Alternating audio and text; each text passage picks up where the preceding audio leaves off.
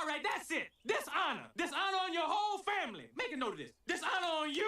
Dishonor on your cow. I'm surrounded by idiots. Oh, bother.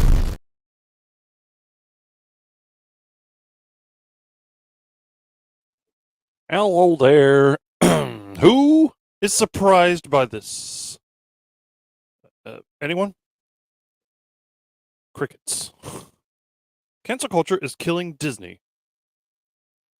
There's only 3 comments so far. This just came out today, by the way, this article.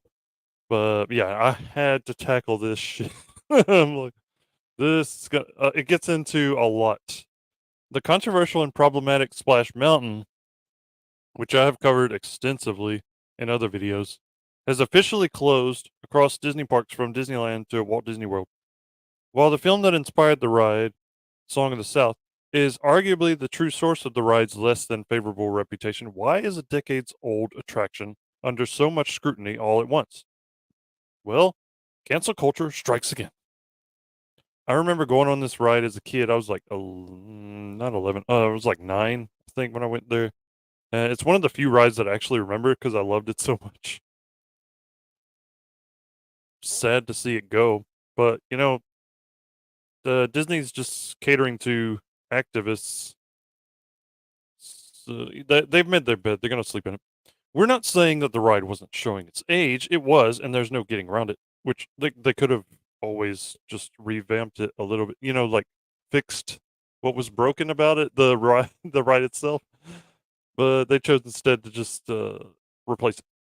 But it feels like the backlash for the attraction really didn't rear its ugly head in full until recently. Yeah, I wonder why. In fact, sources even report that the real reason for Splash Mountain and others like it falling out of favor is due to the actions of quote unquote radical social justice groups. And that's true. The question is it all really deserved? Despite Marvel and Star Wars' successful endeavors, maybe at first, Disney has been struggling with their image in the past 2 years. If they try to appease their larger audiences by catering to a more general taste, they're crucified for not being more inclusive or having enough representation. We're seeing that they're getting crucified no matter what they do. They just set the new Little Mermaid in Jamaica during the 1800s, during a time of slavery. So they're being they're being criticized for not addressing slavery in the movie. So yeah, they can't win no matter what they do. The people are accusing them of whitewashing when the character Ariel was race swapped. Like, how does that make sense? If they try to appease the younger generation and appeal to more cultural norms, they're dragged through the mud to the refrain of go woke, go broke. It's a game they can't win. That's why you don't try to cater to the social justice crowd, because it's never going to be enough. You just try to make a good movie and don't worry about what people on Twitter say. Worry about pleasing your fans. While Splash Mountain's retheme to Tiana's Bayou Adventure with the cast of The Princess and the Frog is seen by many as progress from Disney, it might actually be doing more harm than good. First of all, there are no mountains in Louisiana, so it makes no sense to retheme this to Princess and the Frog. You should have just made another ride. Make another ride that's actually like a swamp and make it Princess and the Frog. You could have had 2 rides, but what they're doing is cheapening out. They're just, slapping a new coat of paint on this one and calling it something else, even though it makes no sense. But yeah, let's continue.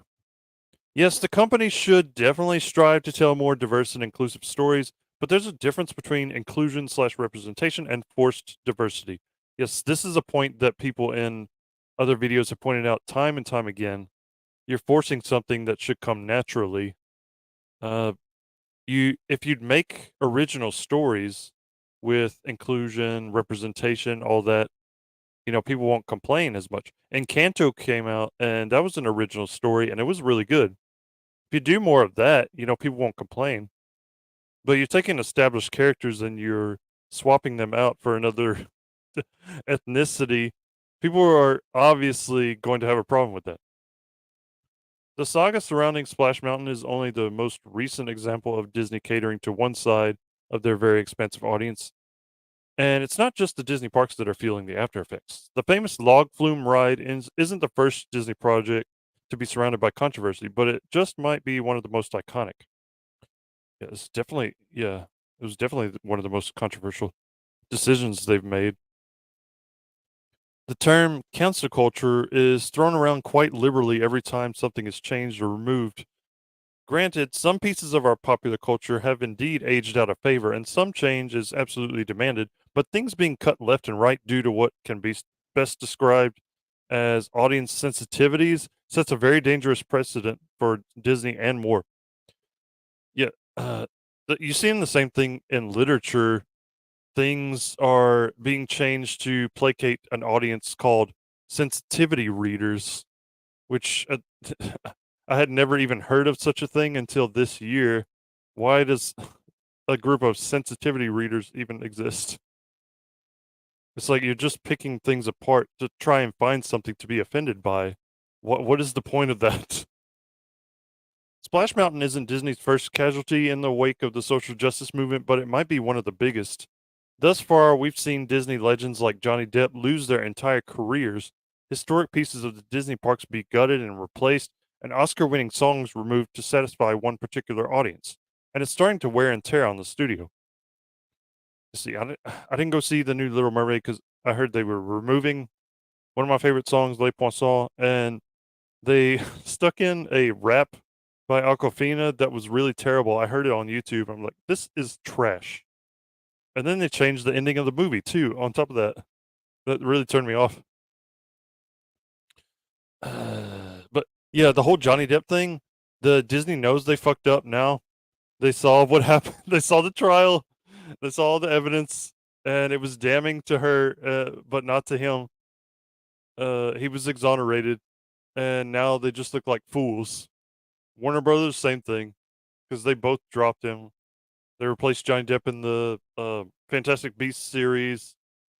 They were too quick to choose a side in that case. And that's why you see Disney kind of backing off a little bit with Jonathan Majors. They're waiting to see what happens. I think that's part of the reason why they're just waiting to see what happens. Because they might have learned their lesson. Maybe. Let's continue. Contrary-wise, we've also seen what happens when Disney goes too far to please the vocal minority, as demonstrated by the devastating aftermath of Strange World. Now, yeah, the Strange World had a ton of super diverse characters and like a milquetoast story, a forgettable story. If you focus more on the story than just sticking in as many diverse characters as possible, then people might take to your movie more. Just a thought. However, the problem isn't Disney trying to please all of the people all the time, but rather a fear of even coming off as controversial. Yeah, it's too late for that. People are pointing out the many times they've changed posters for other countries that may not like black people so much, or other minorities. Disney's all about diversity, except when it comes to the almighty dollar, getting money from other countries. With so many movies, actors, musicians, songs, and other pop culture mainstays falling in the wake of cancel culture, Disney unfortunately has to commit to a balancing act of avoiding even the slightest notion of doing something wrong in the public's eyes. Good luck with that. Because of this train of thought, we, the audience, are the ones who suffer. Yeah, we get dog crap movies and TV shows. Because of this school of thinking, Disney has forgotten how to take risks with their material. Instead of updating Splash Mountain, or even going a little dark by including Dr. Facilier in the retheme, they're playing it way too safe. Instead of trying out new storylines with new creators, new casts, and new concepts, they're constantly remaking their classic films to keep things familiar. Starting to get the idea? Yeah, people have been saying this for a while. They're creatively bankrupt. Like back in the 90s, they were constantly coming up with new storylines. They had new creators coming in constantly. Pixar was at its peak in the early 2000s with John Lasseter. And speaking of cancel culture, if you don't know, John Lasseter was fired from Disney, from Pixar, for hugging people. Yeah, some people did not like that he hugged them. They complained about it, and he was fired. If you don't believe me, look up Bob Iger's book. He even goes into that in the Pixar chapter. But moving on. The road to hell is paved with good intentions. And while Disney has at least attempted to be more inclusive with casting, scripts, and more, it's not happening in an organic fashion. No, Hollywood has a what do you call it? A mandate that every project has to have a certain amount of, diverse people, non-white people, and and gay people and whatnot, LGBTQ, whatever, LGD, LGTV, LGHDTV, and so yeah, it's being forced. It's not happening naturally. Like you could just allow people to take the positions they want, but instead you're forcing them into these positions, and that's what's turning people off. As successful as the remake of The Little Mermaid is, it's a passing fancy that just won't be as culturally significant as the original. No, it's not even making as much money as Aladdin and The Lion King did, or the Alice in Wonderland movies even. Disney isn't thinking long term, and that's precisely the problem. They're just thinking about that short term money that flows in, but the short term money that's flowing in right now is not is not enough to make up for the debt that they're in. Not everything Disney makes is golden. The same can be said for any other major studio. Even Fantasia, a passion project for Walt Disney and his studio that revolutionized the animated medium, wasn't a major success until much later. You just make something good. It may not be a success right away, but it could catch on later. Like Austin Powers, people brought this up. It wasn't even popular until the video like it wasn't successful until the video sales. Box office wasn't that great. So just focus on making something good, and you'll see success. Maybe not short-term success, but long-term success. The merchandising and whatnot. That's where as they point out in Spaceballs, that's where the real money from the movie is made. The merchandising. However, how much of the perceived backlash is actual backlash and not the chorus of the vocal minority? Yeah, the minority that's the most vocal is on Twitter. They're talking about. If Splash Mountain was such an offensive and controversial ride, why was Disney putting out newer versions of the attraction as early as 1991? More accurately, why are all these changes happening so recently and in such quick succession? One word: image. Yeah, their almighty, all-important image. From the day the ink of Walt Disney's signature dried, the company has always presented themselves in this sweet, wholesome, family-friendly image. Because of that, Mickey Mouse rules the world with just 3 circles. If anything puts that at risk, it is quickly and swiftly dealt with. As crucial as their image is, Disney has truly been struggling with it in spite of more inclusive efforts. As people point this out too on the internet. The harder you virtue signal, it's clear that you have the most to hide. As stated before, the studio is currently suffering from 2 major problems: forced diversity and a fear of controversy. And it's amazing and unsettling how a negative response from only a small group can quickly alter a Disney project.